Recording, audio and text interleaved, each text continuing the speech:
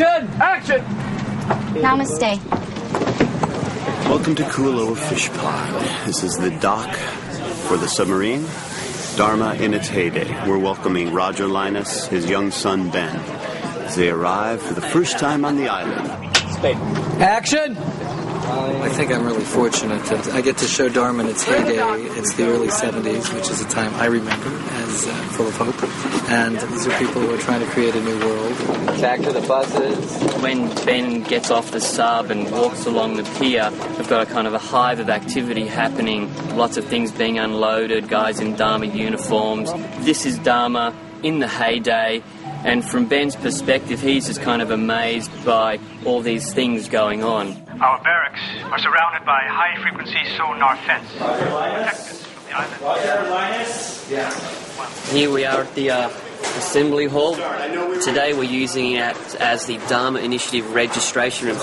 This is a utopian but still ordered environment because it is an experiment, so that room is very simplistic, very utilitarian in like the Dharma language that we've created. Come on. Good? Once water is added to the bicarbonate, we will get our very own volcanic reaction. We've got this classroom, they're all trying to infer this is Dharma in its heyday. Check this out. Welcome to the Wall of Dharma. The multiple myriad versions of the Dharma logo. These were done by Shannon and Michelle, our art department leaders. Our little Dharma kids can build little structures like they're building the new world of Dharma. Isn't that cool? With platonic volumes. Yes, Annie. Is that what happened to the volcano on this island? Exactly, Annie, but that was a long time ago. The students of Dharma need to know what they're a part of. You've got to be nice to Mother Earth. Respect the Earth, respect yourself. We're educating a new world here, a new generation of Dharma children. Okay, so let's get our own eruption. The teacher's going to be doing a volcano experiment. You know how we have like kind of fire drills or tsunami drills or any of those kind of things? Here they have, there's a warning system when the camp is under attack. Okay? You'll hear this big siren going off, okay? You guys all know to go into a specific corner and wait. Come on. Wait, come on. The only mark.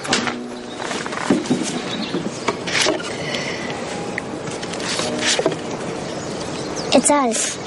I have carved these little dolls that Annie gives young Ben. Annie is 10 or 11 when she does these. So I carved them and they seem to be really right. They're innocent and yet they're cool. Now we never have to be away from each other. Young Ben, he cries a lot, so that's... He's very emotional. Yeah, he's not afraid to show his emotions. Thank you. You're welcome. I liked the ending. Yeah. The ending was cool. The ending's cool. What'd you like about it? You turned bad. The backstory for my character is surprising and shocking, dark and bloody.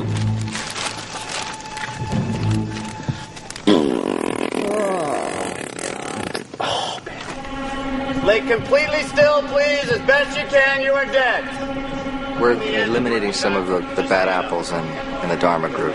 This is the event that launches me on my career. Yeah. Foreground volleyball guy, I'm sorry. Just flop your head down. It looks like you're like nighty-night. It's not instantaneous. It's a little death pose. You might be on your side. Yeah, like a little kind of fetal. Yeah. Oh, the pain. When he's a young adult, circumstances force him to make a choice. It's a very grave, dark choice, and it lays the groundwork for the office that he now holds in life. Cut. And we cook. There's a lot more blood on everybody.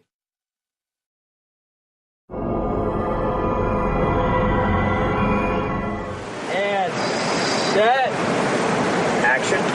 21 is essentially about the greatest hits in the character Charlie's life. What you're writing? We knew that it was the end of his character, and we wanted him to go out on sort of a happier note. We chose moments that we felt like really informed who he was. They were moments that made him the happiest. And action! It was sort of almost working backwards in a sense where I think we knew almost from the start that it would have to be meeting Claire as the #1 moment. So, first plane crash. Gave it away. I can always spot the newbies. We're gonna be okay, you know. They're playing Clitheroe. The accent of nowhere. The first one was the first time they heard their song on the radio. And what made it so great was the realization that their dreams were coming true and that the entire future was in front of them. Charlie's relationship with Liam, his brother, has always been important. And it was one of those moments where things seemed bad, but then the two brothers were sharing a moment of joy. Oi, listen! Listen. Listen. Okay, thank you. So it's L-I-S-U-N. Listen. He has to work on his accent. I help him out because he has to keep it up. He's from Manchester. I'm actually American. His accent's a little dodgy, shall we say? A little dodgy. So I was just helping him out with that. That's the key thing. No, fun. Sorry, what? Fun. Fun. Yeah, Fun. That's the key thing. It's not that necessarily we have to all sound the same, but it's that we all have to sound consistent. Because actually, Neil and I don't necessarily sound completely the same. Yeah, well, it's everything that I hope. Shut up, mate. We're headlining. But we do sound consistent. His accent is consistent. Consistently sounds like rubbish. All right. Here we go. And action! No, you're just gonna back away. Don't be tough, jump in! There is a common theme to Charlie's moments that we were going for, which is that they all sort of have to do with family. It's here, baby brother. Christmas is here. Very special gift for you this year. And he gives the ring to Aaron, Claire's son, as a way of continuing it in the family. So it's, pretty hard-hitting. Hopefully, even the big, burly American football-watching men will cry a little bit. Charlie obviously cares about Claire. In this episode, we get to see them be sort of romantic, which is nice. Be careful, Charlie. Okay? It's sort of been a very touch and go relationship. There always seems to be something holding them back from sort of being this happy couple. But, they're in quite a happy place right now, which, makes it even sadder. Been a very sweet, adorable kind of couple on the island. I hear that a lot from people on the street, that there's a very genuine, cute relationship.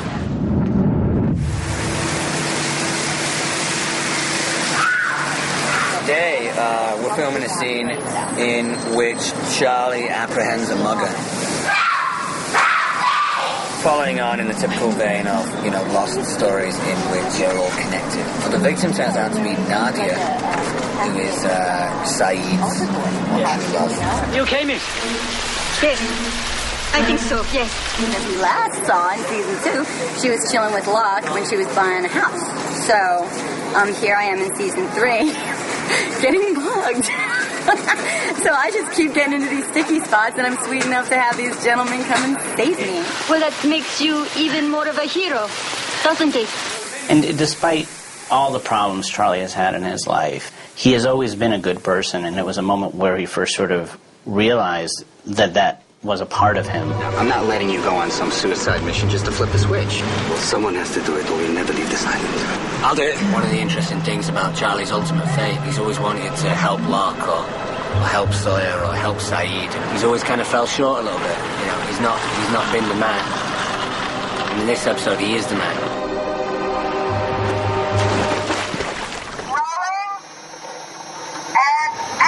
We did about a day or so with Charlie swimming down to this underwater enclosure, which was me swimming about 25 feet down under the water, which was really fun. I love the ocean. It's always been really kind to me. The barge is like this. cameraman's here, and you're here. You take a big breath, and you swim, and then you swim towards the camera. You try and make it look as dodgy as possible.